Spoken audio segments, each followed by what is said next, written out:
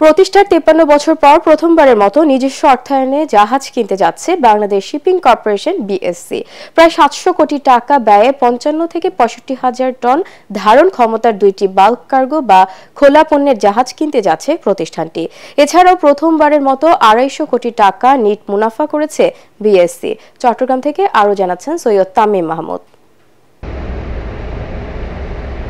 1972 সালের ফেব্রুয়ারিতে যাত্রা শুরু করে বাংলাদেশ শিপিং কর্পোরেশন বিএসসি। প্রতিষ্ঠার পর থেকে এ পর্যন্ত মোট 44টি জাহাজ সংগ্রহ করে, যার প্রত্যেকটি সরকারি টাকায় কেনা। ক্রমাগত লোকসান, অনিয়ম ও দূরদর্শিতার অভাবে কমে আসে জাহাজের সংখ্যা। তবে 2018-19 সালে নতুন করে 6টি জাহাজ পেয়ে প্রাণ ফেরে বিএসসিতে। সবশেষ অর্থ বছরে প্রতিষ্ঠানটি ইতিহাসের সর্বোচ্চ 250 কোটি টাকা মুনাফা করেছে।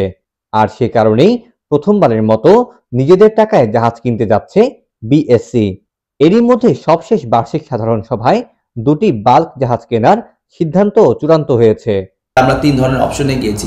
একটা হচ্ছে যে ব্র্যান্ড নিউ শিপ, অথবা কোনো ইয়ার্ডে জাহাজ তৈরি হচ্ছে তারা সেল করে দিচ্ছে, অথবা off the shelf. But off the শেলফের আমরা একটা ফিলোসফি ডেভেলপ করেছি, that has to be below 5 years, যাতে আমরা তার একটা বড় সময় আমাদের ফ্লিটে ইউজ করতে পারি। ব্র্যান্ড নিউ হলে নিঃসন্দেহে জাহাজ তৈরি করতে লাগবে প্রায় 2 বছর থেকে 30 মাসের মতো। আর যদি অফ দ্য শেলফ হয়, যেটা আমরা চলমান আছে, অ্যাক্টিভ সার্ভিসে আছে, বাট সেটা বয়স যদি 5 বছর নিচে হয়, দেখা যাবে যে কেনার পরে হয়তো কিছু রেনোভেশনের মাধ্যমে সরাসরি আমরা ব্যবসা সংযুক্ত করতে পারবো।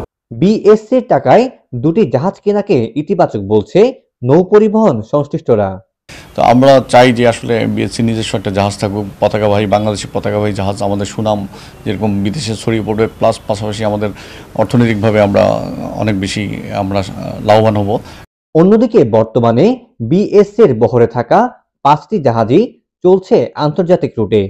নতুনগুলো নিয়েও একই ভাবনা বিএসসির। চার্টারিংটা আমরা একটা থার্ড পার্টির মাধ্যমে এই জন্য করি যাতে আমরা প্রফিট মার্জিনটা বেশি থাকে। বিকজ এই জাহাজ যদি আমাদের এখানে থেকে আমাদের চার্টারিং করতাম, তাহলে আমাদের যে ফিক্সড অপারেটিং কস্ট আছে, অতীতে দেখা গেছে স্টাডি করে যে বাংলাদেশ থেকে কনটেক্সটে এটা করলে ওই ফিক্সড অপারেটিং কস্ট অনেক সময় ওঠে না। বিকজ এই মুহূর্তে আমরা ওয়ার্ল্ড ওয়াইড গ্লোবালি আমরা অপারেট করছি। যখন নিজেরা চার্টারিং করছি, দেখা গেছে যে আমাদের রুট খুব লিমিটেড হয়, যেটা আমাদেরকে অনেক সময় লসের দিকে নিয়ে যায়।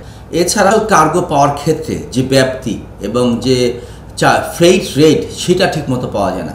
এদিকে সরকারি অর্থায়নে জাহাজ কেনার পর এবারই প্রথম সরকারকে 475.25 কোটি ঋণের প্রথম কিস্তির টাকা পরিশোধ করেছে বিএসসি। সৈয়দ তামিম মাহমুদ, এটিএন বাংলা, চট্টগ্রাম।